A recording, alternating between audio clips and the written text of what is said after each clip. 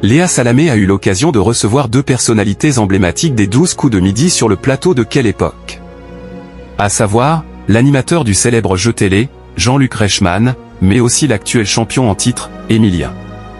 Durant leur passage, les deux hommes ont notamment été questionnés sur l'impression parcours du jeune étudiant en histoire qui demeure invaincu après près de 534 participations. Un sujet qui a alors encouragé l'animateur à évoquer les nombreuses lacunes du jeune étudiant en histoire. Durant le talk show de France 2, Léa Salamé a souhaité mettre à l'épreuve le jeune champion en lui posant des questions sur la carrière de Jean-Luc Reichmann.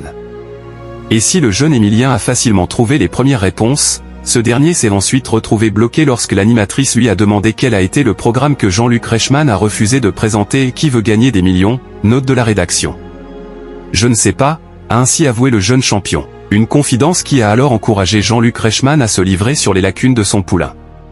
Il est très mauvais sur la télé, a ainsi expliqué l'époux de Nathalie Lecoultre, avant d'enchaîner, avec beaucoup d'humour, c'est une quiche en gastronomie. Des confidences qui ont eu le mérite de beaucoup amuser l'animatrice, le public, mais également le principal intéressé. Lors de son arrivée sur le plateau de Quelle époque, Jean-Luc Reichmann a été mandaté par Léa Salamé de présenter Emilien. Une tâche que l'animateur a faite avec entrain, louant ainsi les qualités de son jeune champion. Cet homme est brillant. Point. Ça fait bientôt 18 mois qu'il est à mes côtés. Si toutefois, vous pouviez nous en débarrasser, ça nous arrangerait avec TF1, car on ne sait pas comment le faire perdre, a-t-il d'abord confié, avec humour. Et de poursuivre, sur une note plus sérieuse, c'est un des candidats que j'ai vu le plus simple, et qui est resté le même pendant exactement 1 an et demi. Point. Il est resté d'une simplicité et d'une humilité extraordinaires. Et c'est un dictionnaire permanent.